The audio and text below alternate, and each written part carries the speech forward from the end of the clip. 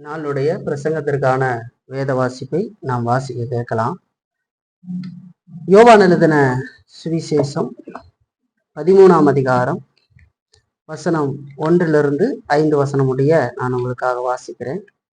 பஸ்கா பண்டிகைக்கு முன்னே இயேசு இவ்வுலகத்தை விட்டு பிதாவினிடத்திற்கு போகும்படியான தம்முடைய வேலை வந்ததென்று அறிந்து தாம் இவ்வுலகத்தில் இருக்கிற தம்முடையவர்களிடத்தில் அன்பு வைத்தபடியே முடிவு பரியந்தமும் அவர்களிடத்தில் அன்பு வைத்தார்.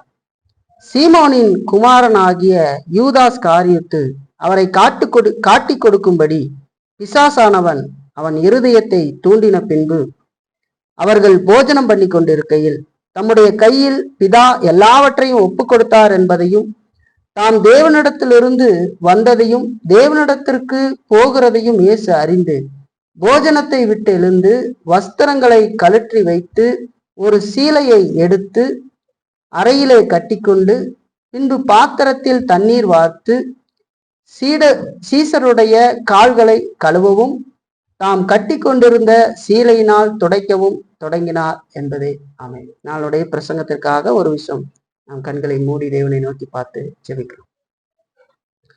பரிசுத்தமுள்ள எங்கள் நல்ல ஆண்டவரே, இந்த அருமையான பிரசங்க நேரத்திற்காக நாங்கள் வருகிறோம். நீர் எங்களோடு கூட இடைவெட்டு பேசுகிறதான நேரமாகிய இந்த நேரத்தை கர்த்தர் எங்களுக்கு ஆசீர்வதியும். உம்முடைய வார்த்தைக்கு மிகுந்த கவனத்தோடு நாங்கள் செவி சாய்த்து எங்களை நாங்கள் நிதானித்து பார்க்க கடவுள் உதவி செய்யும். நாளுடைய வார்த்தை எங்களை ஆற்றட்டும், தேற்றட்டும், எங்களுடைய குறைவுகளை எங்களுக்கு உணர்த்தி அதிலிருந்து மனம் திரும்புவதற்கு எங்களுக்கு உதவி செய்யட்டுமாக நாங்கள் கேட்கிறோம். ஆண்டவரே, கர்த்தர் தாமே இந்த பிரசங்க நேரத்தை நீர் ஆசீர்வதித்து வழிநடத்த வேண்டுமாய் நாங்கள் கேட்கிறோம். கர்த்தர் நடத்தும். இந்த ஜெபத்தை இயேசு கிறிஸ்து மூலமாக ஏறெடுக்கிறோம் எங்கள் நல்ல பிதாவே, ஆமென். கர்த்தருடைய நாள் காலை ஆராதனையில தொடர் பிரசங்கமாக நாம் யோவான் எழுதின சுவிசேஷத்தை பார்த்து கொண்டு வருகிறோம். அப்படி நாம் 12 அதிகாரங்களை முழுமையாக முடித்து 13ஆம் அதிகாரத்தை கடந்த வாரத்துல நாம் அதை ஆரம்பித்தோம் இல்லைங்களா? 13ஆம் அதிகாரம். இந்த 12 அதிகாரங்கள்ல நமக்கு அநேக காரியங்களை கற்றுக்கொள்ளும்படி கடவுள் உதவி செய்தார். அதை தொடர்ந்து இந்த 13ஆம் அதிகாரம் எவ்வளவு சிறப்பானது அப்படிங்கிறத நம்ம பார்த்தோம். அதாவது 13ஆம் அதிகாரத்திலிருந்து 17ஆம் அதிகாரம் வரைக்கும் இந்த அதிகாரங்கள் எவ்வளவு சிறப்பானது அப்படிங்கிறத பார்த்தோம். அது என்ன சிறப்பு அப்படின்னா, இயேசு கிறிஸ்து இதுவரைக்கும் இந்த 12 அதிகாரங்கள் வரைக்கும் தமக்கு எதிராக செயல்பட்டவர்களோடும் பேசி கொண்டிருந்ததை நம்ம பார்க்கணும் இல்லைங்களா? அந்த பகையான உணர்வு கொண்டிருந்த யூதர்களோடு கூட அந்த 12ஆம் அதிகாரம் வரைக்கும் பேசி அவர்களுக்கு தம்முடைய வார்த்தையை கொடுத்ததை பார்க்கிறோம். ஆனா அந்த 12ஆம் அதிகாரத்தோடு கூட அந்த தொடர்பை நிறுத்தி கொண்டார் என்று சொல்லி பார்க்கிறோம். ஏன்? அதோடு அவருடைய வேலை வந்துவிட்டது என்று சொல்லி பார்க்கிறோம். இப்போ இந்த 13ஆம் அதிகாரத்திலிருந்து நாம் 17ஆம் அதிகாரம் வரைக்கும் நாம் பார்க்கிற பொழுது அது தம்முடையவர்களோடு அவர் கொள்ளுகிற அந்த ஐக்கியத்தை நமக்கு விவரித்து காட்டுகிறதாக இருக்கிறதுன்னு சொல்லி பார்க்கிறோம். அவர் சிலுவையில் அறையப்படுவதற்கு முந்தின மாலையில் இல்லைங்களா, அந்த இரவுல நடக்கிற சம்பவங்களை தான் இந்த 13 17ஆம் அதிகாரம் வரைக்கும் நமக்கு சொல்லுகிறது இல்லைங்களா? 5 அதிகாரங்கள் அதுல இருக்கு. 4 அதிகாரங்கள் தம்முடைய சீடர்களோடு அவர் பேசுகிறார், ஆறுதல் கொடுக்கிறார் இல்லைங்களா, அன்பான பல காரியங்களை பேசுகிறார். இப்படி அங்க பல காரியங்கள் பேசப்படுகிறது இல்லைங்களா? 17ஆம் அதிகாரத்துல அவர்களுக்காக ஜெபிக்கிறார். பிதாவை நோக்கி ஜெபிக்கிற அந்த ஜெபத்தை நம்ம பார்க்க முடியும் இல்லைங்களா? அப்ப புதிய ஏற்பாட்டு நூல்லேயே ரொம்ப விருப்பப்பட ஒரு பகுதி என்று சொன்னால் அது இந்த 13 17 அதிகாரங்கள் தான்.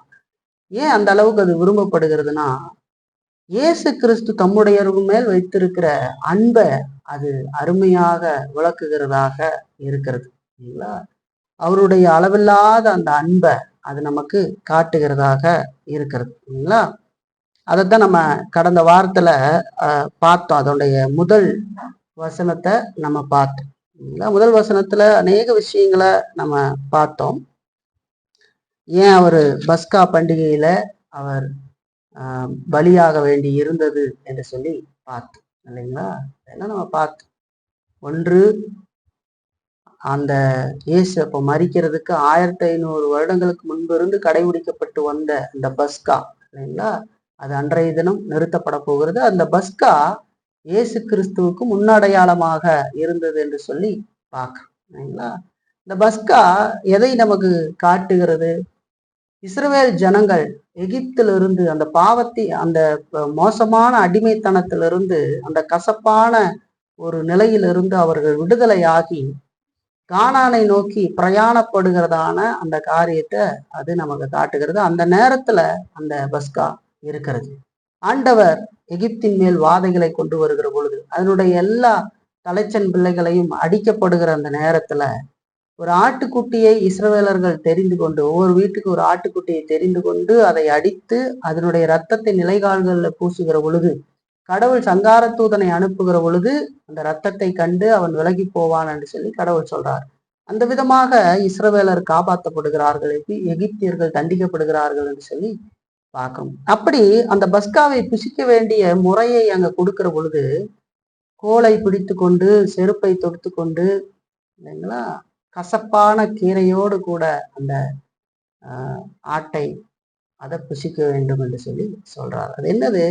இந்த கசப்பு, அந்த வாழ்க்கை, எகிப்தினுடைய அடிமைத்தன அந்த வாழ்க்கையிலிருந்து அவங்க விடுதலை ஆகிறத அது காட்டுகிறதாக அது இருக்கு. அது எதை மெய்யால அடையாளப்படுத்துதுன்னா, இந்த பாவத்தில் இருக்கிற ஜனங்கள் இல்லைங்களா, இந்த பாவத்துல மரித்து போய் இருக்கிற ஜனங்கள் இயேசு கிறிஸ்துவுக்குள்ளாக மீட்கப்படுகிற, அவர்கள் மீட்கப்பட்டு கானானை நோக்கி, அதாவது பரமகானானாகி பரலோகத்தை நோக்கி நடக்கிற ஒரு காரியத்தை அது அடையாளப்படுத்துகிறதாக இருக்கிறது இல்லைங்களா? இன்னும் என்ன, இந்த வனாந்தர பாதை மாதிரி நாம இப்போ இருக்கிறோம் இல்லைங்களா? இந்த பாவத்தின் அடிமைத்தனத்திலிருந்து விடுதலையாக்கப்பட்டு ஒரு பெரிய நீண்ட பயணம் இருக்கிறது இல்லைங்களா? அதெல்லாம் அடையாளப்படுத்துகிறதாக இருக்குது. அப்படி அந்த பலி இஸ்ரவேலர்களால் தொடர்ந்து 1500 வருடம், அன்றிலிருந்து பார்த்தா 1500 வருடங்களுக்கு மேல் அது தொடர்ந்து அந்த பஸ்கா அனுசரிக்கப்பட்டு வந்தது என்று சொல்லி பார்க்கணும். அப்ப மெய்யான பஸ்காவாகிய கிறிஸ்து அந்த நாள்ல மரிக்க வேண்டியது இருந்தது என்று சொல்லி பார்க்கிறோம். அவர் தான் மெய்யான பஸ்கா அப்படிங்கிறது அங்க காட்டப்படுகிறது இல்லைங்களா?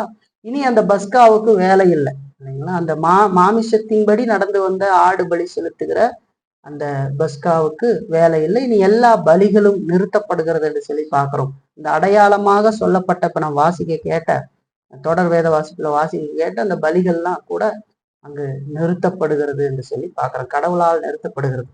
இயேசுவை விசுவாசிக்காதவர்கள் தொடர்ந்து அதை செய்துகிட்டு இருக்காங்க இல்லைங்களா? ஆனா அதை ஆரம்பித்தவர், அதை கொடுத்தவர் இல்லைங்களா, சீனாய் மலையில அந்த கட்டளைகளை கொடுத்து அவளை பின்பற்றும்படி சொன்னவர் அதை அந்த இடத்துல நிறுத்துறார் என்று சொல்லி பார்க்கிறோம். ஏன்னா மெய்யான பலியாகிய பஸ்கா அங்கு சிலுவையில மரிக்கப்படுகிறது இல்லைங்களா? இயேசு கிறிஸ்து மரிக்கிறார் என்று சொல்லி பார்க்கிறோம். அப்போ அந்த காரணம், முக்கியமான காரணம், பஸ்கா அன்றைக்கு இயேசு அந்த பண்டிகை அன்றைக்கு மரித்தார். இரண்டாவது, அந்த நாள்ல எருசலேம்ல எல்லா இடங்கள்ல இருந்தும் யூதர்கள் வந்து அங்க கூடியிருப்பார்கள் என்று சொல்லி பார்க்கிறோம். பல நாடுகள்ல இருந்திருந்த போது யூதர்கள் இந்த பண்டிகை நாட்கள்ல அங்க வந்து கூடி அந்த பண்டிகையை கொண்டாடுவார்கள். அது யூதர்களுக்கு ரொம்ப முக்கியமான ஒரு பண்டிகை இல்லைங்களா? அந்த பண்டிகையில வெகு ஜனங்கள் அங்க இருப்பார்கள். அப்ப இயேசு கிறிஸ்து அங்க மரிக்கிற பொழுது அந்த செய்தி அவர்கள் எங்கெல்லாம் இந்த பண்டிகை முடித்து போகிறார்களோ அங்கெல்லாம் அது அறிவிக்கப்படும் என்று சொல்லி பார்க்கணும். இந்த பண்டிகையில நடந்த நிகழ்வுகளை எல்லாம் அவர்கள் தங்கள் தேசங்களுக்கு, பட்டணங்களுக்கு போகும்போது அங்க இருக்கிறவங்களுக்கு எல்லாம் அறிவிப்பாங்க. அப்போ அந்த காரணங்களுக்காக தேவ ஆட்டுக்குட்டியானவராகி இயேசு கிறிஸ்து அந்த அன்றைக்கு மரித்தார் என்று சொல்லி பார்க்கணும். பஸ்கா பாருங்க, பஸ்கா பண்டிகைக்கு முன்னே அப்படின்னு சொல்லியிருக்கு. இப்போ முன்னே அப்படின்னா என்ன? நாளைக்கு பஸ்கா, இன்றைக்கு இரவு இல்லைங்களா நடக்கிற சம்பவங்கள்லாம் அந்த 5 அதிகாரங்கள்லையும் சொல்லப்படுகிறது. மாலை நேரத்துல மேலறையில கூடி தம்முடைய சீடர்களோடு கூட அவர் கொள்ளுகிற அந்த அன்பு இல்லைங்களா, அங்க 12 பேரை நமக்கு காட்டினாலும், அதாவது 11 பேர் ஒருவர் பிசாசினால் பாதிக்கப்பட்டவனாக, ரட்சிக்கப்படாதவனாக யூதாஸ் இருக்கிறான். ஆனாலும் அவர்களோடு அங்க அன்பு கூறுகிறார். அது எதை காட்டுகிறதுனா, தம்முடையவர்கள் அனைவரையும் அது காட்டுகிறதாக இருக்காங்க. 12 பேரை நமக்கு காட்டினால் கூட 11 பேர் தான் முக்கியமா நம்ம அங்க பார்க்கறோம். அங்க அது மொத்தமாக தம்மால் தெரிந்து கொள்ளப்பட்ட அனைவரையும் காட்டுகிற ஒரு சம்பவமாக அது இருக்கு. இப்போ இந்த பகுதியில இதை நாம் பார்க்கிற பொழுது கடவுள் கிறிஸ்துவுடைய அன்பு அது அங்க அளவில்லாம அங்க காட்டப்படுகிறத நம்ம பார்க்கணும். ஒவ்வொரு கிறிஸ்துவனும் இந்த அதிகாரத்தை அடிக்கடி எடுத்து படிக்க வேண்டியது அவசியம். ஏன்னா கிறிஸ்துவனுடைய அன்பின் ஆழத்தையும் அகலத்தையும் நீளத்தையும் உயரத்தையும் நாம சிந்திச்சு பார்க்கறதுக்கு இந்த அதிகாரத்தை எடுத்து படிக்கும். சோர்வான பலவீனமான நேரத்துல எல்லாம் அந்த அதிகாரத்தை நீங்க எடுத்து வாச்சீங்கன்னா, நம்முடைய பலத்துல நம்ம நிக்கல, கடவுளுடைய கிருபையில தான் நிக்கிறோங்கிற அந்த புரிதலை நம்ம அதிகமாக அடைவோம். அதிகமான ஆறுதலை அடைவோம். அதிகமான தேறுதலை நாம் அடைந்து கொள்வோம். சரிங்களா? இந்த உலகத்துல நம்ம வாழ்கிற நாட்கள்ல அநேக சோர்வுகள், பலவீனங்கள், பிரச்சனைகள் இதெல்லாம் நடக்கிறதையெல்லாம் நம்ம பார்க்கிற பொழுது அநேக நேரம் நம்ம சோர்ந்து போகும். சரிங்களா? ஆனா அந்த நேரங்கள்ல எல்லாம் அந்த அதிகாரத்தை எடுத்து நீங்க வாசிச்சு பாருங்க. கடவுள் நம்ம மேல் வச்சிருக்கிற அன்பு எவ்வளவு பெருசுன்னு தெரியும். நம்முடைய பலத்தினால் நாம் நிற்கவில்லை, நம்மை பலப்படுத்தி நடத்துகிறவர் கர்த்தர் அப்படிங்கிறத நம்மளால அறிஞ்சிக்க முடியுங்களா? அப்படி இந்த 13 17 அதிகாரம் வரைக்கும் அருமையாக அவருடைய அன்பு, அவருடைய விலையேற பெற்ற அன்பு நமக்கு வெளிப்படுத்தி காட்டப்படுகிறத பார்க்கிறோம். தம்முடைய சீசர்களோடு அவர் கொள்கிற இந்த ஐக்கியத்தை அது நமக்கு வெளிப்படுத்துகிறது இல்லைங்களா? சரி, தொடர்ந்து அந்த பகுதியை நம்ம பார்க்கலாம். பாருங்க, 1ஆம் வசனம் சொல்லுது, பஸ்கா பண்டிகைக்கு முன்னே இயேசு உலகத்தை விட்டு பிதாவினிடத்திற்கு போகும்படியான தம்முடைய வேலை வந்ததென்று அறிந்து தாம் இவ்வுலகத்தில் இருக்கிற தம்முடையவர்களிடத்தில் அன்பு வைத்தபடியே முடிவு பரியந்தம் அவர்களிடத்தில் அன்பு வைத்தார் என்று சொல்லப்படுகிறது. ஆண்டவருடைய அன்பை பத்தி பேசணும்னா பேசிக்கிட்டே இருக்கலாம், அதுக்கு ஒரு முடிவே இல்லை. அதனால இந்த வாரமும் அந்த பகுதிகளை நம்ம பார்க்க போறோம். ஒரு முக்கியமான காரியங்களை நம்ம பார்க்க போறோம் இல்லைங்களா? அப்ப பாருங்க, அவர் சிலுவையில அறையப்படுவதற்கு, அந்த கொண்டு போகப்படுவதற்கு முந்தின அந்த இந்த நேரத்துல அவர் இப்பொழுது தம்முடைய சீசர்களோடு தன்னுடைய இறுதி ஐக்கியத்தை கொள்ளுகிறத நம்ம பார்க்கிறோம். தனிமையாக மேலறையில அவர் கொள்ளுகிறத பார்க்கிறோம் இல்லைங்களா? அந்த காரியம் முடிந்து, அந்த போஜனம் முடிந்ததுக்கு பின்பதாக, அந்த இரவு உணவு முடிந்ததுக்கு பின்பதாக அவர்கள் எல்லாரும் கெச்சமனை தோட்டத்துக்கு போக போறாங்க இல்லைங்களா? கெச்சமனை தோட்டத்துக்கு போனதற்கு அப்புறம் அங்கே அவரை பிடிக்கும்படியாக போர்ச்சேவகர்கள் வருவார்கள், கொண்டு போகப்படுவார் என்று சொல்லி பார்க்கிறோம். அந்த ஒரு குறிப்பிட்ட நேரங்கள்ல நடக்கிற சம்பவங்கள் தான் இது. வேதம் சொல்லுது, தாம் இவ்வுலகத்தில் இருக்கிற தம்முடையவர்களிடத்தில் அன்பு வைத்தபடியே முடிவு பரியந்தமும் அவர்களிடத்தில் அன்பு வைத்தார் என்று சொல்லி பார்க்க. இந்த அன்பு இதோடு முடிந்து போகிறது இல்லை, நித்தியம் வரைக்கும் தொடர்கிறது என்று சொல்லி பார்க்க. தம்முடைய இடத்துல வைத்த அன்பு அது நித்தியம் வரைக்கும் தொடருகிறது இல்லைங்களா? ஆண்டவர் அன்பு வைத்து விட்டார், அதோட கொஞ்ச நாள் கழிச்சு விட்டுடுவார்னு சொல்லி அர்த்தம் இல்லை. தொடர்ந்து நம்மளை பாதுகாத்து, நம்மளை பராமரித்து, நம்மளை ஆற்றி தேற்றி இந்த உலகத்துல ஒவ்வொரு நாளும் நம்மளை பாதுகாத்து ஒரு நாள் நித்தியத்திலையும் நம்மை கொண்டு போய் சேர்த்து நம்மை அவரோடு கூட வைத்துக் கொள்ள போகிறார் இல்லைங்களா? ஆனா இந்த உலகத்துல இருந்த காலத்துல அவர் இப்பொழுது சீசர்களை விட்டு போக போறார். இந்த மூன்றரை வருட காலத்துல இயேசுவோடு நடந்து, இயேசுவோடு சாப்பிட்டு, இயேசுனுடைய வார்த்தைகளை கேட்டு இல்லைங்களா, அப்படி இருந்த ரொம்ப பாசமா கூடவே இருந்த அந்த சீடர்களை இப்பொழுது ஆண்டவர் விட்டு பரலோகத்துக்கு போக போகிறாருன்னு சொல்லி பார்க்கிறவருடைய வேலை வந்துருச்சு இல்லைங்களா? இந்த கடைசி ஐக்கியத்தை இங்க காட்டுறாரு. இந்த உலகத்துல மானுடத்துல அவர் கொள்ளுகிற அந்த கடைசி ஐக்கியம் அங்க நமக்கு விவரிக்கப்படுகிறத பார்க்க. சரி, 1ஆம் வசனத்தை நம்ம பார்த்தோம் கடந்த வாரத்துல. தொடர்ந்து நம்ம பார்க்கலாம். 2ஆம் வசனத்துல நம்ம பார்க்கும் பொழுது, சீமோனின் குமாரனாகி யூதாஸ் காரியத்து அவரை காட்டி கொடுக்கும்படி பிசாசானவன் அவன் இருதயத்தை தூண்டின பின்பு அவர்கள் போஜனம் பண்ணி கொண்டு இருக்கையில் என்று சொல்லி இருக்கிறத நம்ம பார்க்கணும் இல்லைங்களா. இன்னும் இது இப்படி இருந்தா நல்லா இருக்கு. அதாவது அவர்கள் போஜனம் பண்ணி கொண்டு இருக்கையில் சீமானின் குமாரனாகி யூதாஸ் காரியத்து அவரை காட்டி கொடுக்கும்படி பிசாசானவன் அவன் இருதயத்தை தூண்டினான் என்று சொல்லி வந்திருக்கணும். ஆனா இது எப்படி இருக்குது தமிழ்ல. சரி பாருங்க, அவர்கள் போஜனம் பண்ணி கொண்டிருக்கையில் என்று சொல்லி சொல்லப்படுகிறது இல்லைங்களா. இப்ப இரவு உணவு நடந்து கொண்டு இருக்கிறது இல்லைங்களா. இரவு உணவு முடியல இன்னும் இல்லைங்களா. இரவு உணவுக்கு இப்பத்தான் எல்லாம் தயாராகி பரிமாறுகிற காரியங்கள்லாம் இப்பத்தான் அந்த ஸ்டேஜ்ல இருக்கு இல்லைங்களா. அந்த ஒரு நிலை தான் இது இல்லைங்களா. ஏன் அப்படின்னு சொன்னா, ஏன் இது போஜனம் இன்னும் முடியல அப்படின்னு சொல்லி பார்த்தா, ஒரு மனுஷன் விருந்தாளி வீட்டுக்கு வந்த உடனேயே அங்க விருந்தாளியினுடைய பாதங்களை வேலைக்காரன் கழுவுவது யூதர்களுடைய வழக்கமாக இருந்தது என்று சொல்லி பார்க்க இல்லைங்களா. இப்ப பந்தி முடிஞ்சிருந்தா, விருந்து முடிந்திருந்தா அங்க இயேசு அவங்களுடைய பாதத்தை கழுவி இருக்க முடியாது இல்லைங்களா. அதோடு கூட பார்த்தா 26ஆம் வசனத்துல பார்க்கிற பொழுது யூதாசை குறித்து அங்க ஒரு வார்த்தை சொல்லப்படுகிறது. 26ல இதுல பார்த்தோம்னா, இயேசு பிரதியுத்தரமாக, நான் இந்த துணிக்கையை தோய்த்து எவனுக்கு கொடுப்பேனோ அவன்தான் என்று சொல்லி துணிக்கையை தோய்த்து சீமோன் குமாரனாகிய யூதாஸ் காரியத்துக்கு கொடுத்தார். காட்டி கொடுக்கிறவர் யாருங்க பொழுது, நான் யாருகிட்ட இந்த அப்ப துணிக்கையை கொடுப்பனோ அவன் தான் நான் காட்டி கொடுக்க போறான்னு சொல்லி ஆண்டவர் சொல்றார். அப்ப இன்னும் பந்தி அங்க முடியல இல்லைங்களா. அந்த சாப்பாடு பந்தின்னு சொன்னா அந்த இரவு உணவு என்று சொல்லி பார்க்கிறோம்.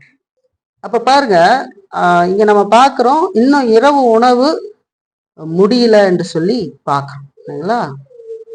அப்ப இங்க போஜனம் அப்படின்னு சொல்லி இயேசு குறிப்பிடுறது நம்ம பார்க்கிற, அதாவது இங்க போஜனம் பண்ணி கொண்டு இருக்கையில் என்று சொல்லுகிற பொழுது இது என்ன போஜனம் அப்படிங்கிறத நமக்கு தெளிவாக வேதத்துல சொல்லப்படலை இல்லைங்களா. இவங்க என்ன இரவு உணவு உண்டு கொண்டு இருந்தார்கள் அப்படிங்கிறது சொல்லப்படலை.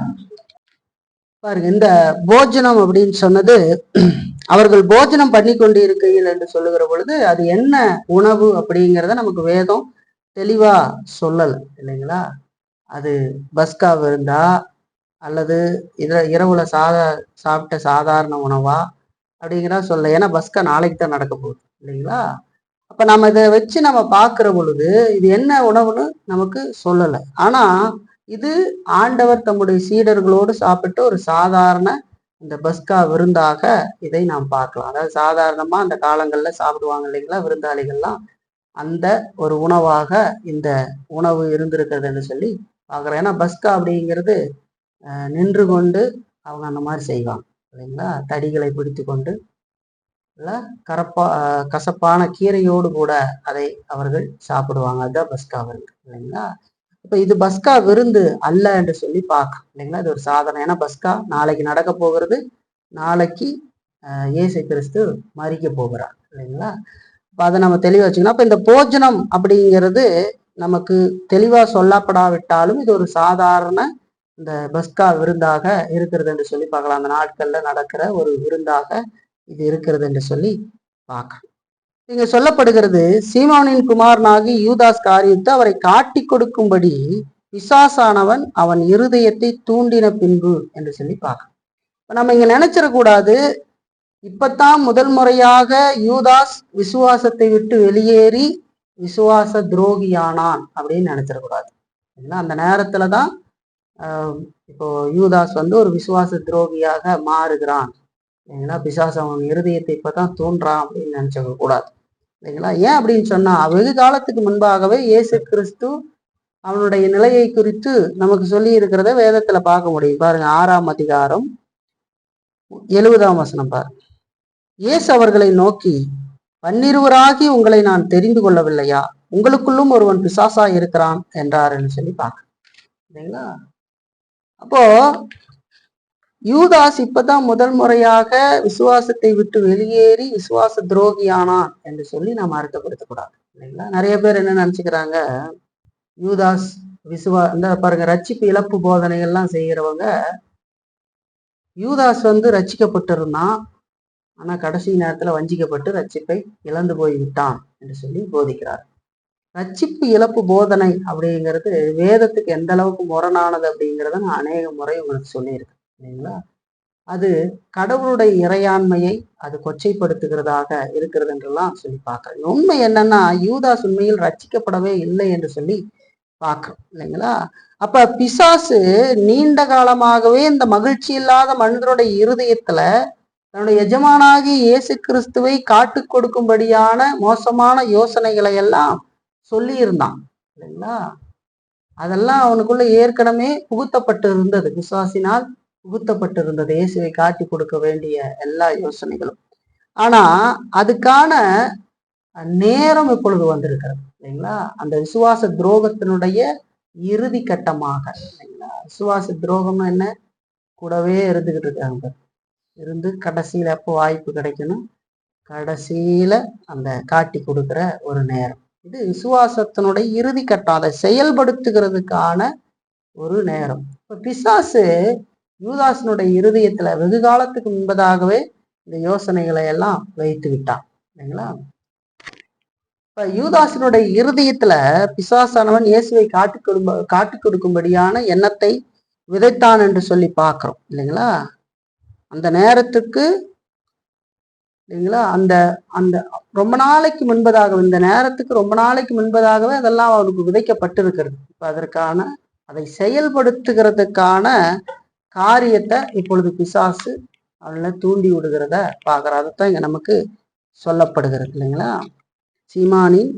சீமோனின் குமாரனாகி யூதாஸ் காரியத்தை, சீமோனின் குமாரனாகி யூதாஸ் காரியத்தை அவரை காட்டி கொடுக்கும்படி பிசாசானவன் அவன் இருதயத்தை தூண்டின பின்பு என்று சொல்லி பார்க்கணும். வேதம் ரொம்ப தெளிவா காட்டு. அந்த சீமோன் யாருன்னு நமக்கு வேதத்துல சொல்லப்படலை இல்லைங்களா. ஆனா தெளிவா காட்டுது, இந்த யூதாஸ் தான் அப்படின்றது காட்டுது, துரோகி இல்லைங்களா அப்படிங்கிறத நமக்கு காட்டுது. 3ஆம் வசனத்துல நம்ம பார்க்கும்போது, தம்முடைய கையில் பிதா எல்லாவற்றையும் ஒப்பு கொடுத்தார் என்பதையும் தாம் தேவனிடத்திலிருந்து வந்ததையும் தேவனிடத்தில் போகிறதையும் இயேசு அறிந்து அப்படின்னு சொல்றத நம்ம பார்க்கணும். இது இயேசு கிறிஸ்துனுடைய சர்வ ஞானத்தையும் சர்வ வல்லமையையும் பிதாவோடு அவருக்கு இருக்கிற அந்த ஒற்றுமையும் இந்த வார்த்தை குறிக்கிறதாக இருக்கிறதுன்னு சொல்லி பார்க்கணும் இல்லைங்களா. திரித்துவத்துல இயேசு கிறிஸ்து 2வது நபராக இருக்கிறார் என்று சொல்லி பார்க்கிறார். அவர் சகலத்தையும் அறிந்திருக்கிறார் இல்லைங்களா. எல்லாவற்றையும் அவருடைய கரத்துல பிதா ஒப்பு கொடுத்திருக்கிறார் என்பதையும் அவர் அறிந்திருக்கிறார் இல்லைங்களா. அவருக்கு எல்லாம் தெரியுது. அவர் மானுடத்தில் இந்த உலகத்துக்கு வந்திருந்த பொழுதும் அவரில் தெய்வீகமும் 100% இருந்தது என்று சொல்லி பார்க்கிறோம்.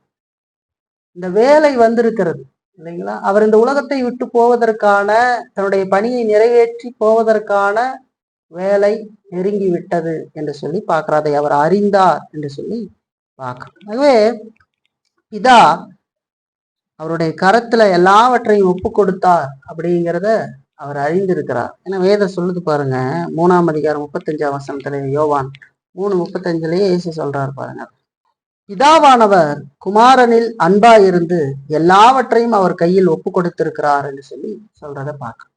பிதாவானவர் குமாரிடத்தில் அன்பா இருந்து எல்லாவற்றையும் அவர் கையில் ஒப்பு கொடுத்திருக்கிறார் என்று சொல்லி சொல்றார். அப்ப தம்முடைய ஜனங்களுடைய மீட்பை நிறைவேற்றி அதுல ஒரு ஜெயத்தை பெற்று வெற்றியோடு திரும்பும்படிக்கே பிதா தன்னை உலகத்துக்கு அனுப்பினார் அப்படிங்கிறத இயேசு அறிந்திருந்தார். அவர் இந்த உலகத்துக்கு வந்த நோக்கத்தை அறிந்திருந்தார் இல்லைங்களா. இந்த உலகத்துக்கு வந்து தம்முடையவர்களுக்காக அவர் ஆற்ற வேண்டிய பணிகளை எல்லாம் ஆற்றி அதுல வெற்றி பெற்று ஜெயத்தோடு தன்னிடத்துல வரும்படி கடவுள் அவரை இந்த உலகத்திற்கு அனுப்பினார் என்று சொல்லி பார்க்கிறோம். அப்படிப்பட்ட தேவன், திரித்துவத்தின் 2ஆம் நபராகிய இயேசு கிறிஸ்து விரும்பி இந்த உலகத்துக்கு தம்முடையவர்களை மீட்கும்படியாக வந்தார் என்று சொல்லி பார்க்கிறோம். அதையெல்லாம் அறிந்திருக்கிறார் இல்லைங்களா. அறிந்து இப்ப சொல்லப்படுகிறது தொடர்ந்து, போஜனத்தை விட்டு எழுந்து தன் வஸ்திரங்களை கழற்றி வைத்து ஒரு சீலையை எடுத்து அறையிலே கட்டிக்கொண்டு பின்பு பாத்திரத்தில் தண்ணீர் வார்த்து சீருடைய கால்களை கழுவும் தாம் கட்டி கொண்டிருந்த சீலையினால் துடைக்கவும் தொடங்கினார் என்று சொல்லி பார்க்கணும். இதுல 7 வார்த்தை உள்ள அருமையா அங்க சொல்லப்படுறத பாருங்க. சரிங்களா? போஜனத்தை விட்டு எழுந்து, வஸ்திரத்தை கழற்றி, சீலையை எடுத்து, அறையில கட்டி கொண்டு, பாத்திரத்துல தண்ணீர் வார்த்து, சீசருடைய காலை கழுவி, தாம் கட்டி கொண்டிருந்த சீலையில அவர்கள் கால்களை துடைத்தார் என்று சொல்லி பார்க்கணும். சரிங்களா? அருமையா அந்த வார்த்தைகள் அங்க இருக்கிறத பார்க்கணும். இது எதை காட்டுது அப்படின்னா, அந்த காரியம் அவர் இந்த உலகத்துக்கு வந்த காரியத்தை அவர் அடிமையின் ரூபம் எடுத்தார் என்று சொல்லி பிலிப்பியர்ல சொல்ற மாதிரி, மனிதனுடைய பாவத்திலிருந்து அவனை நீக்கும்படியாக இந்த உலகத்திற்கு அவர் மனிதனை போல அந்த அந்த மானுடத்தை தன்னோடு இணைத்து கொண்டு இந்த உலகத்துக்கு வந்தார் என்று சொல்லி பார்க்கணும். இல்லைங்களா? கடவுளுடைய தேவனுடைய ஊழியக்காரனாக அவர் இந்த உலகத்திற்கு அந்த பணியை ஆற்றும்படி வந்தார் என்று சொல்லி பார்க்கணும். இல்லைங்களா? அதை நமக்கு காட்டுகிறது. இல்லைங்களா? இப்போ அதனுடைய உச்சகட்டமான காரியமாக இல்லைங்களா இது இருக்கிறத நம்ம பார்க்குறோம். அங்கே ஏற்கனவே ஒரு சின்ன சிக்கல்கள் நடந்துகிட்டு இருக்கு. இல்லைங்களா? அதை நமக்கு யோவான் இந்த பகுதியில் வெளிப்படுத்தாவிட்டாலும் மற்ற சுவிசேஷங்களை எழுதினவர்கள் தெளிவாக அங்க சொல்லியிருக்கிறாங்க. அவர்கள யார் பெரியவன் அப்படிங்கிற அங்க ஒரு பேச்சு இருந்துகிட்டு இருக்கு. இல்லைங்களா? அந்த நேரத்துல யார் நம்மள யார் பெரியவங்க அப்படின்னு. இல்லைங்களா? இயேசு அதுக்கெல்லாம் ஒரு முற்றுப்புள்ளி வைக்கும் மாதிரி இங்க எந்த காரியத்தையும் ஒரு புத்திய கொடுக்கிறார். இல்லைங்களா? ஒரு போதனை கொடுக்கிறார். எஜமானராகி நானே உங்கள் கால்களை கழுவினேனானால் நீங்கள் எப்படிப்பட்ட தாழ்மையோடு இருக்க வேண்டும் அப்படின்னு ஒரு போதனையை கொடுக்குறாரு. அது மற்ற சுவிசேஷங்கள்ல இருக்குது. இங்க நமக்கு அது யோவான் எழுதலை. அதுக்கு காரணம் நமக்கு தெரியும். இல்லைங்களா? இது பரிசுத்த ஆவியானவர் இயேசு கிறிஸ்துவை தேவகுமாரனாக காட்டும்படி இந்த புத்தகம் எழுதப்பட்டதுன்னு சொல்லி பார்க்கலாம். இந்த பாதம் கழுவுதல் அப்படிங்கிறது ஒரு கீழ்த்தரமான வேலை. இல்லைங்களா? பாதம் கழுவுதுங்கிறது ஒரு சாதாரண வேலை இல்லை. யூதர்கள் மத்தியில யூதர்கள் வெளியே போயிட்டு வீடுகளுக்கு வந்தா அவர்கள் அடிமைகள் வைத்திருப்பாங்க. அந்த அடிமைகள் தான் இவங்களுடைய கால்களை கழுவி விடுவாங்க. இல்லைங்களா? அதோடு விருந்தாளிகள் வீட்டுக்கு வந்தாங்க அப்படின்னு சொன்னா அவங்களுடைய கால்களை இவங்க தான், அந்த வேலைக்காரங்க தான் கழுவி விடுவாங்க. அடிமையான வேலைக்காரன் கழுவி விடுவான். இஸ்ரவேல்ல இந்த மூடுகிற மாதிரி நம்ம ஷூலாம் போடுறோம் இல்லைங்களா? அந்த மாதிரியான செப்பல்லாம் அப்போ அங்கே கிடையாது. அது வெப்பமயமான ஒரு நாடாக இருக்கிறபடினால அங்கெல்லாம் ஓப்பன்ல இருக்கிற மாதிரியான செப்பல்கள் தான் போடுவாங்க. அதனால அடிக்கடி கால் அழுக்குப்பட்டு இருக்கும். இல்லைங்களா? அப்போ அந்த கால் கழுவுகிற வழக்கம். வீட்டுக்கு வருகிற பொழுது கால்களை கழுவுவதற்கு அடிமைகள் இருப்பாங்க. அங்கே வேலைக்கு அப்ப எல்லாம் அடிமையினுடைய முறைகள் இருந்திருக்கு. இல்லைங்களா? அடிமைகள் தான் அந்த கால்களை கழுவி விடுவார்கள் என்று சொல்லி பார்க்க. இங்க நம்ம பார்க்கிறோம், சீசர்கள் எல்லாம் வந்துகிட்டாங்க.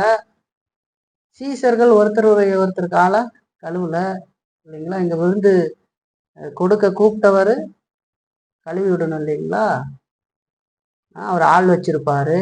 ஆள் வச்சிருந்து கழுவுவாரு. போஜனம் பண்றதுக்கு கூப்பிட்டவர், அதாவது போஜனம்னு நீங்க சொன்னது விருந்துக்கு கூப்பிடுறவங்க சொன்னீங்களா? விருந்தாளி வந்தாங்கன்னா தாங்கள் வச்சிருக்கிற அடிமை வச்சு கால்களை கழுவுவாங்க. இங்க அப்படி இல்லையே. இப்போ இதுல யாரு பெருசு? யார கால் கழுவுறது? கம்முன்னு போய் உக்காந்துக்கிட்டாங்க. புரியுதுங்களா? அப்ப இயேசு கிறிஸ்து அவங்களுடைய கால்களை கழுவுகிறார் என்று சொல்லி பார்க்க இந்த தாழ்மையை காட்டுறார். அப்ப பாருங்க, இதைத்தான் நம்ம லூக்காவுல அருமையா ஒரு பகுதியில நம்ம பார்க்கணும். இல்லைங்களா? அந்த பாவியான பெண் இயேசுனுடைய பாதத்தருகில் அமர்ந்து தன்னுடைய கண்ணீரினால் அவருடைய பாதத்தை நனைத்து தன் தலைமுடியினால் துடைத்து பரிமள தைலத்தை அவருடைய பாதத்துல ஊற்றினால் சோயாமல் முத்தமிட்டார். அப்ப அங்க சொல்றாரு இல்லைங்களா? பரிசேயனை பார்த்து, நான் உன் வீட்டுக்கு வந்தேன், நீ தண்ணி தரல, என் கால்களுக்கு தண்ணி தரவில்லை. இந்த வார்த்தை பயன்படுத்தப்படுப்பார். இவளோ தன் கண்ணீரினால் பாதத்தை கழுவினாள். சரிங்களா? அதுதாங்க யூதர்களுடைய முறைமையில இந்த கால் கழுவுகிற முறை இருந்தது. சரிங்களா? ஒரு அடிமை வேலைக்காரன் அவன் அப்படி கழுவுவான். இயேசு கிறிஸ்து அவர் போகிறதை அறிந்து தன்னுடைய ஊழியத்தினுடைய அந்த கடைசி பகுதி இல்லைங்களா, அந்த உலகத்தில் ஆற்றார், அங்க தன்னுடைய கடைசி காரியத்தையும் காட்டுறார்.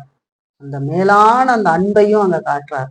அந்த போஜனத்தை விட்டு அந்த இரவு உணவிலிருந்து அவர் எழுந்து தன்னுடைய வஸ்திரத்தை கழட்டி வைத்து விட்டு, சீலைன்னு சொல்லி நமக்கு போட்டப்பட்டிருக்கு. சீலைன்னு நம்ம ஊர் சீலை இல்லது, இது ஒரு பெரிய டவல், ஒரு பெரிய துண்டு.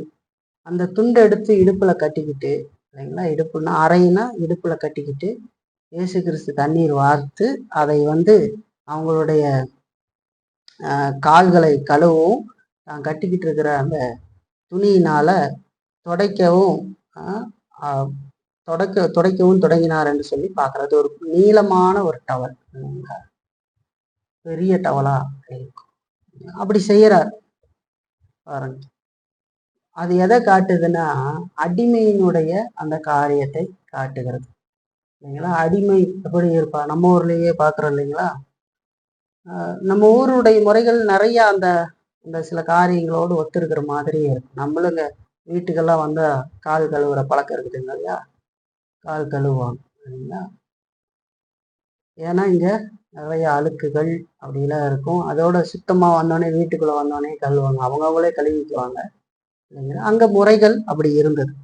இயேசு கிறிஸ்து இப்ப அந்த மாதிரி அடிமையின் வேலை செய்கிறவங்க, இப்ப நம்ம ஊர்லயும் கூட வேலை செய்யறதுன்னு என்ன பண்ணுவாங்க, உடனே சட்டையை கழட்டி மாட்டிடுவாங்க ஆணியில இல்லைங்களா. அதனால கடுமையான வேலை செய்யறாங்கன்னா உடனே சட்டையை கழட்டி, அதுக்கு வெயில் காலத்துல நம்ம கழட்டி மாட்டுறாங்க பாருங்க, அவன் வேலைக்காரனாக இருக்கிறான். இங்க அப்படி இல்லை, ஆனா அங்க ரொம்ப மோசம் இல்லைங்களா. அது அடிமைதான் செய்யும். அதை காட்டுவதற்கு தான் இயேசு கிறிஸ்து அங்க தன்னை அப்படி வெளிப்படுத்தி அவனுடைய கால்களை கழுவுகிறார் இல்லைங்களா.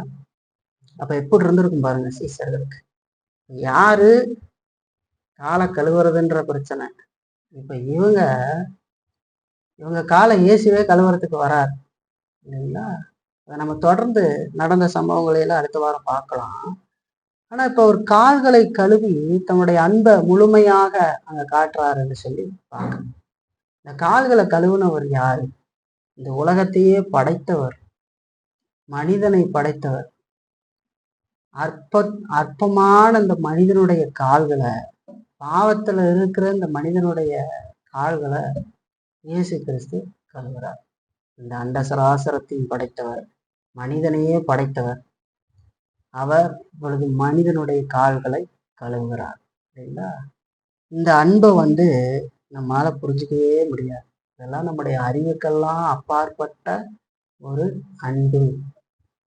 அது எந்த அன்புக்கு முன்னாடி அந்த அன்பை வச்சு பார்க்கவே முடியாது என்று சொல்லி பார்க்கணும் இல்லைங்களா. அதனாலதான் இதை நான் சொன்னேன், கிறிஸ்துவின் விலையேற பெற்றாங்க இல்லைங்களா. அதுக்கு எந்த ஈடு இணையும் கிடையாது இல்லைங்களா. இப்போ அவங்களுடைய நிலை எப்படி இருக்குன்னு பாருங்க, சீடர்களுடைய நிலை. வாழ்க்கையில கூட அநேக நேரங்கள்ல இப்படித்தான் மனுஷன் இருந்துடுறான் இல்லைங்களா. நம்ம யாரு என்ன, நம்ம எப்படி இருக்கணும்னு கடவுள் நமக்கு கற்றுக் கொடுத்துருக்கிறார். நாம பெருமை மேட்டிமை யார் என்ன செய்யறது அப்படின்னு சொல்லி இல்லைங்களா. அப்ப இது மாதிரி ஒரு சம்பவத்தை அங்க அவங்க பார்த்திருக்கவே மாட்டாங்க இல்லைங்களா. ஏன்னா மேலானவங்களுக்கு தான் கீழானவர்கள் இந்த வேலையை செய்வார்கள். வேலைக்காரன் எஜமானுக்கு செய்கிற மாதிரி, அதாவது கீழானவர்கள் மேலானவருக்கு செய்கிற அந்த பணியை மேலானவர் கீழானவர்களுக்கு செய்கிறார் என்று சொல்லி பார்க்கணும். இப்போ நீங்க வேலை செய்யற இடங்கள் இருக்கு, இன்னைக்கு வேலை செய்யற இடங்கள்லாம் இருக்குது இல்லைங்களா. பாருங்க, வேலை செய்யறோன்னா நிறைய இடங்கள்ல வேலை செய்யறது எல்லாம் என்ன பண்றாங்க, ஓனர் வந்தானே அப்படியே பரபரப்பாயிருவாங்க. சார் வணக்கம் சார் அப்படிம்பாங்க. இந்த மாதிரிலாம் செய்வாங்க இல்லைங்களா. சிலர்லாம் போய் கதவு திறந்து விடுற வேலை பார்ப்பாங்க. அப்படி ஒரு மரியாதை ரொம்ப ஜாஸ்தியா கொடுப்பாங்க. அதுக்கு பதில் ஓனர் அந்த மாதிரி செஞ்சுக்கிட்டு இருந்தா என்ன பண்றது, அது எப்படி இருக்குன்னு பாரு. அவங்களுக்கு ஒரே இதா இருக்கும் பாருங்க, சங்கடமா, என்ன இவரு பண்றாரு அப்படின்ட்டு இல்லைங்களா. அப்போ இங்க சீசர்களுக்கு ஒரு பெரிய பாடத்தை ஆண்டவர் கற்றுக் கொடுத்துட்றாருன்னு சொல்லி பார்க்கணும் இல்லைங்களா. தொடர்ந்து நம்ம அதை பார்க்க போறோம் இந்த வருகிற நாட்கள்ல. இப்போ இந்த நிலையில அது இருக்குது. இப்போ அந்த பந்தியினுடைய கடைசி நிலையில, கடைசி அந்த அவருடைய சிலுவை மரணத்துக்கு போவதற்கு முந்தின இரவுல இது நடந்துகிட்டு இருக்கு இல்லைங்களா. இப்ப கால்களை அவர் கழுவுகிறார் சரிங்களா. இதுல இருந்து இன்னைக்கு ஒரு 2 பயன்பாடுகளை நம்ம பார்த்து இதை முடிப்போம். தொடர்ந்து வருகிற நாட்கள்ல நம்ம பார்ப்போம். இதுல எவ்வளவோ சத்தியங்கள் இருக்குது. நம்ம கொஞ்சம் கொஞ்சமா பொறுமையாக பார்த்து கொண்டு வரலாம். இன்னைக்கு நம்ம பார்க்கிற 2 பயன்பாடுல முதலாவது நம்ம பார்க்கறது கிறிஸ்துவினுடைய பொறுமையும் தொடர்ச்சியான அன்பும். அதான் நம்ம முதல்ல பார்க்க போறோம். கிறிஸ்துவினுடைய பொறுமையும் தொடர்ச்சியான அன்பும். இயேசு கிறிஸ்துவனுடைய இருதயத்துல தம்முடைய மக்கள் மீது எவ்வளவு பொறுமையும் தொடர்ச்சியான அன்பும் கொண்டிருந்தார் அப்படிங்கிறத இந்த வசனம் நமக்கு காட்டுகிறது. கிறிஸ்துவனுடைய இருதயத்துல தம்முடைய மக்கள் மீது எவ்வளவு பொறுமையும் தொடர்ச்சியான அன்பும் இருக்கிறது அப்படிங்கிறத இந்த வசன பகுதியிலிருந்து நாம கற்றுக்கொள்ளலாம். இயேசு கிறிஸ்து நம்ம மேல எவ்வளவு பொறுமையாக இருக்கிறார், நம் மீது எவ்வளவு தொடர்ச்சியான அன்பு செலுத்தி கொண்டு இருக்கிறார் அப்படிங்கிறதையெல்லாம் நம்ம இதுல இருந்து பார்க்க முடியும். இங்க சொல்லுது, உலகத்திலே தம்மிடத்தில் அன்பு உலகத்துல 1ஆம் வசனம் சொல்லுது இல்லைங்களா? பாருங்க, இவ்வுலகத்துல இவ்வுலகத்தில் இருக்கிற தம்முடைய இடத்துல அன்பு கூர்ந்தபடியே முடிவு பரியந்தமும் அவரிடத்தில் அன்பு வைத்தார் என்று சொல்லி நமக்கு சொல்லப்பட்டு இருக்கிறது இல்லைங்களா? நம்ம பார்க்கிறோம், இன்னும் சில மணி நேரங்கள்ல இந்த சீசர்கள் தான் தங்களை விட்டுட்டு ஓட போறாங்க இல்லைங்களா? அவரை விட்டு ஓட போறாங்க, தன்னை விட்டு ஓட போறாங்க. இன்னும் கொஞ்ச நேரத்துல தன்னை விட்டு இந்த சீசர்கள் ஓடி போகிறார்கள். இன்னும் கொஞ்ச நேரங்களுக்கு அப்புறம் இவரை யாருன்னு தெரியாதுன்னு ஒரு சீடன் சொல்ல போறார் இல்லைங்களா? அப்படிப்பட்ட சீடர்களுடைய கால்களைத்தான் இப்பொழுது இயேசு கழுவி கொண்டு இருக்கிறார். இந்த கழுவுகிறதுல ஒருத்தனும் இருக்கிறான், யூதாசும் அங்கதான் இருக்கிறான் இல்லைங்களா? துணிக்கு எடுத்து கொடுக்கிறார் இல்லைங்களா? அப்ப அதுக்கு முன்னாடி என்ன நடந்தது? இந்த யூதாசின் கால்களையும் இயேசு கழுவினார். யாரு? விசுவாச துரோகி, இயேசுவை காட்டி கொடுக்க போகிறவன், 30 வெள்ளிக்காசுக்காக இயேசுவையை விற்க துணிந்தவன், அவருடைய கால்களையும் ஆண்டவர் கழுவுகிறார் இல்லைங்களா? இப்ப பாருங்க, இந்த அன்பு எப்படிப்பட்டதுன்னு பாருங்க. இப்படிப்பட்ட நிலை இல்லைங்களா? இப்ப பாருங்க, அவர்கள அன்பு கூறுறதுல சோர்ந்து போகவில்லை என்று சொல்லி பார்க்க, கடைசி வரைக்கும் அவர்களிடத்துல அவர் அன்பு கூர்ந்தார் இல்லைங்களா? கடைசி வரைக்கும் அன்பு கூர்ந்தார். அவர் ஒருபோதும் சோர்ந்து போகல. உங்க நிலையெல்லாம் இப்ப பாருங்க, நம்ம மானிடத்துல இருக்கிறோம், நம்மள பாவம் தொடர்ந்து இருக்குது. சில நேரங்கள்ல நம்ம பார்க்கிறோம், நமக்கு ஏதாவது ஒரு சம்பவத்தை ஒருத்தர் செய்யறாங்கன்னு நமக்கு தெரிய வந்ததுன்னா எப்படி இருக்கும்? நம்ம என்னதான் அவங்கள மன்னிக்கிறோம், நமக்கு தெரியுது அவங்க தப்பு பண்ணிட்டாங்க, நம்ம மன்னிக்கணும்னு தெரிஞ்சாலும் இருதயம் படபடக்கிறது, என்னென்னமோ சிந்திக்கிறது, என்னென்னமோ யோசிக்கிறது, என்ன இப்படி பண்றாங்க அப்படின்னு இல்லைங்களா? ஆனா இயேசு கடைசி வரைக்கும் சொன்னார். அதனாலதான் அவர் தெய்வம் இல்லைங்களா? அவருடைய அன்பு எவ்வளவு பெருசுன்னு பாருங்க. தம்முடையவர்கள் மேல் அவர் வைத்த அன்பு சாதாரணமான அன்பு இல்லை இல்லைங்களா? கடைசி வரைக்கும் அவரிடத்துல அன்பு வைத்தார் என்று சொல்லி பார்க்கிறோம். பாவிகள் இடத்துல கிறிஸ்து காட்டின அன்பு தான் சுவிசேஷத்தினுடைய சாராம்சமா இருக்குது. சுவிசேஷம்னாகிறது என்ன அங்க காட்டப்படுகிறது இல்லைங்களா? பாவியான மனிதன், உலகத்துல கைவிடப்பட்ட மனிதன், பாவியாக பிறந்து தேவனுக்கு எதிராக வாழ்ந்து நித்திய நரகத்தை நோக்கி சென்று கொண்டு இருக்கிறதான அந்த மனிதன் மேல் இயேசு கிறிஸ்து காட்டின அந்த விலையேற பெற்ற அன்பை தான் நமக்கு சுவிசேஷம் சொல்லுது. அவன் எவ்வளவு பெரிய பாவி, அந்த பாவி தன்னைத்தானே ரட்சித்து கொள்ள முடியாத ஒரு நிலையில் இருந்து வாழ்ந்து கொண்டு இருக்கிறான். எந்த மனிதனும் அந்த மனிதனுக்கு உதவி செய்ய முடியாது. ஒருவன் மற்றொருவருக்கு உதவி செய்ய முடியாத ஒரு நிர்கதியான நிலையில் இருக்கிற ஒரு நிலை மனிதர்களுடைய நிலை. அப்படி இருக்கிற மனிதர்களை தானே தம்முடைய கிருபையினால அவர்களை ரட்சிக்கிற அந்த காரியத்தை தான் சுவிசேஷம் நமக்கு சொல்லுகிறது. சுவிசேஷத்தினுடைய மையம் யார்? இயேசு கிறிஸ்து இல்லைங்களா? இயேசு பாவிகளுக்காக மரித்தார் இல்லைங்களா? பாவிகளுக்காக மரித்து அடக்கம் பண்ணப்பட்டு 3ஆம் நாள் உயிர் தெழுந்தார். சுவிசேஷத்தினுடைய சாராம்சம் அது. கிறிஸ்து தம்முடைய இடத்துல காட்டின அந்த அன்பினுடைய சாராம்சம் தான் சுவிசேஷம் இல்லைங்களா? இப்ப பாருங்க, இங்க நம்ம பாக்குற எவ்வளவோ காரியம் இதுல இருக்கு இல்லைங்களா? நீங்க நல்லா தெரிஞ்சுக்கணும். இயேசுவோடைய அன்பு எப்படிப்பட்டது தெரியுங்களா? நம்ம சாதாரணமா நினைச்சிடறோம். சாதாரணமா இயேசு நம்மிடத்துல அன்பு செலுத்துறாருன்னு சொல்லிட்டு போயிடும். அப்படி இல்லை. அவர் நம்மளை நேசிக்கணும். எப்படி தெரியுங்களா? நாம் அவரை நேசிக்கிறதுக்கு முன்னாடி, நாம் அவரை பற்றி எதையும் தெரிந்து கொள்வதற்கு முன்பதாக அவர் நம்மை நேசிக்க வேண்டும். இல்லைங்களா? நாம் அவரை தெரிஞ்சுக்கிட்டதுனால நாம இங்க உட்கார்ந்துருக்கல. அவர் நம்மை தெரிந்து கொண்டதுனாலதான் உட்கார்ந்துருக்கிறோம். எந்த ஒரு காரியமும் இல்லாமல், எந்த ஒரு தகுதியும் நம்மிடத்தில் இல்லாமல், அவர் நம்மை தெரிந்து கொண்டு நம்மை நேசித்ததுனாலேயே நாம் இங்க இருக்கிறோம். அவருடைய நேசம் எந்த அளவுக்கு இருக்கணும் அப்படின்னு சொன்னா, நம்மளை இந்த காப்பாற்றுகிறதற்கு இந்த உலகத்துக்கு வர அளவுக்கு நம்மளை நேசிக்கணும். சாதாரண ஒரு பாவி இல்லைங்களா? எவ்வளவு பாவம் பாருங்க. சிந்தனையில பாவம், செயல்கள்ல பாவம், எத்தனை பாவம் பாருங்க. இப்படி இருக்கிற ஒரு மனுஷனை நேசிக்கணுங்கிறது ஒரு வார்த்தையில நேசிக்கிறீங்களா? நீங்க நினைச்சு பாருங்க. அது முடியுமா? அப்ப எந்த அளவுக்கு ஒரு அன்பு காட்டுகிறார் என்று சொல்லி பாருங்க. அவர் நம்முடைய நிலையை எடுத்துக்கொண்டு நம்முடைய பாவத்தை சுமந்து நமக்காக சிலுவையில மறிக்கிற அளவுக்கு அவர் நம்மை நேசிக்கணும். நம்மை போல மானுடத்தை அவர் எடுத்துக்கொண்டு இந்த உலகத்துக்கு வரணும். அதெல்லாம் நினைச்சு பாருங்க.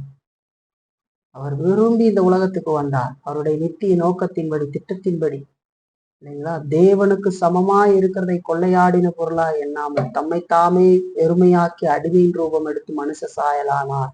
முடிவு பரியந்தம், அதாவது சிலுவையில கடைசி தருணம் மறிக்கிற அந்த தருணம் வரை தம்மை தாழ்த்தினார் என்று சொல்லி வேதம் சொல்லுகிறது. பிலிப்பியர், இல்லைங்களா? அந்த அளவுக்கு அவர் நம்மை நேசிக்க வேண்டும். உண்மையில இது எவ்வளவு அற்புதமான காரியங்கிறத நினைச்சு பாருங்க.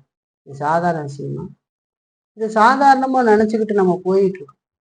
அது ரொம்ப மோசம் இல்லைங்களா? அப்ப நம்ம பாருங்க, இப்ப இந்த மேலான அன்பை மனுஷனுடைய அந்த குறுகிய அறிவினால முழுமையாக புரிந்து கொள்ள முடியாது என்று சொல்லி பார்க்க, இல்லைங்களா? அதை ஒரு நாளும் நம்ம அதை அறிஞ்சுக்கிட்டே இருக்கணும். வேதத்துல அவரை நம்ம மேல பாராட்டின அன்பு எவ்வளவு சிந்திச்சுக்கிட்டு இருக்கும். ஆனாலும் நம்முடைய அந்த குறுகிய அறிவினால இதை முழுமையாக அறிஞ்சிக்கவே முடியாது. தேவாதி தேவன் அந்த சராசரத்தையும் படைத்தவர், மனிதனை படைத்தவர், அற்பமான தூசியான அந்த மனுஷனுக்காக அந்த மனிதனை போல இந்த உலகத்திற்கு அவர் அவர்கள் வாழ வேண்டிய வாழ்க்கையை வாழ்ந்து, அவர்கள் அடிக்கப்பட வேண்டிய, அவர்கள் தண்டிக்கப்பட வேண்டிய தண்டனை தன்மேல் ஏற்றுக்கொண்டு, அவர் அவமானமான அத்தனை காரியத்தையும் சகித்து சிலுவையை சுமந்து அந்த சிலுவையில ஆணி அடிக்கப்பட்டு கொல்லப்பட்ட அந்த சம்பவம் நம்ம நினைச்சு பார்த்தோம்னா நம்ம அறிவுக்கு வெளியேற்றுதான், இல்லைங்களா? இந்த சாதாரண மனுஷனுக்காக ஏன் அந்த ஆண்டவர் வருவார்? இல்லைங்களா? சாதாரண மனுஷனுக்கு நம்மளே செய்ய மாட்டோம். மனுஷன் பாருங்க, மனுஷன் செய்யறதை எப்படி பார்ப்போம்? இல்லைங்களா?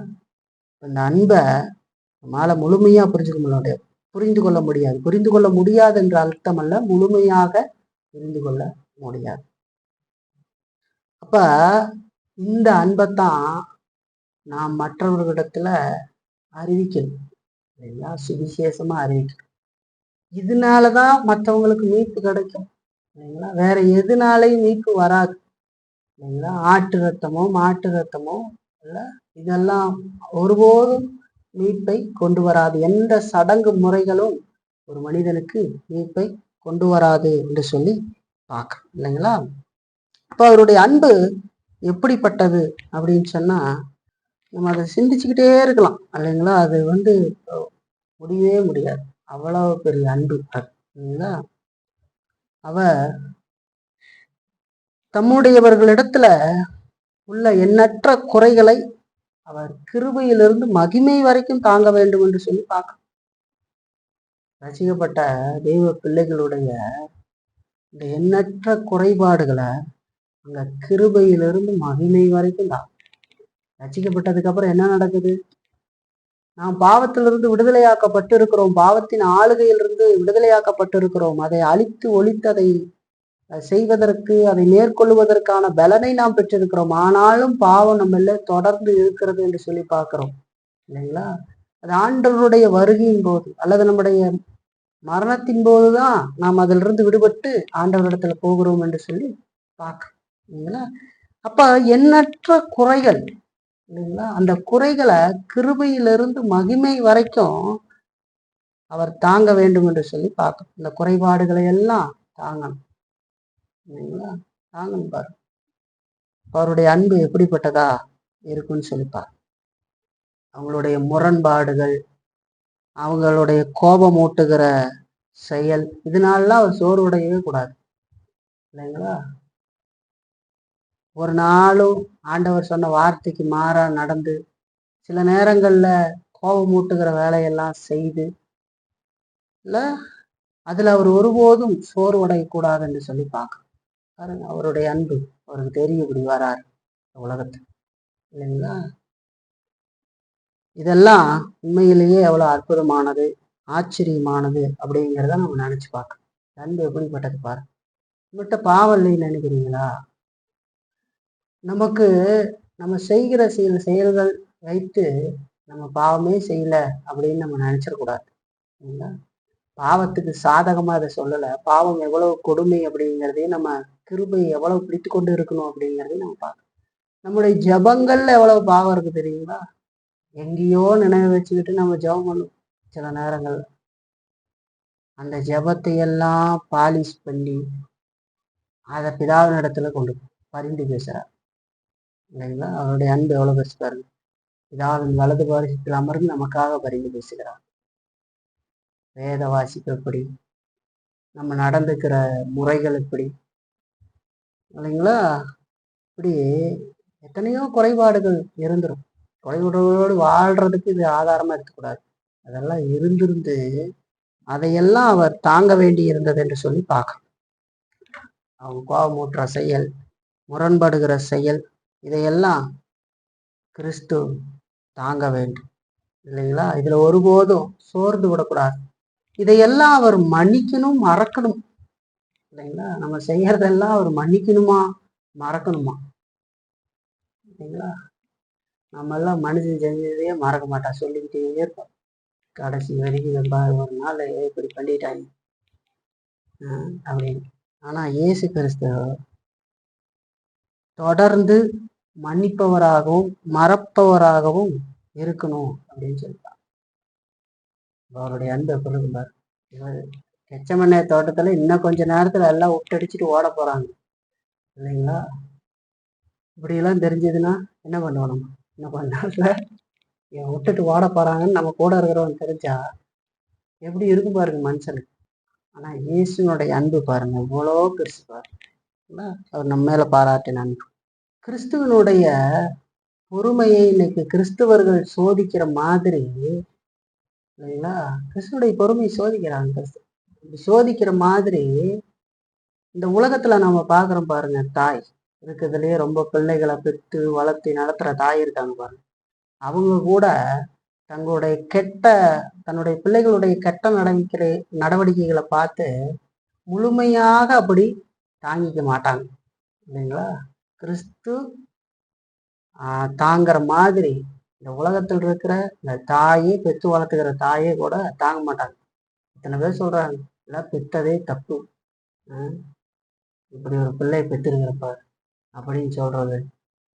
கடைசி வரைக்கும் பொறுமையாக அவர்கள் முழுமையாக அதை பொறுத்து கொண்டு இருக்க மாட்டார்கள் என்று சொல்லிப்பாங்க.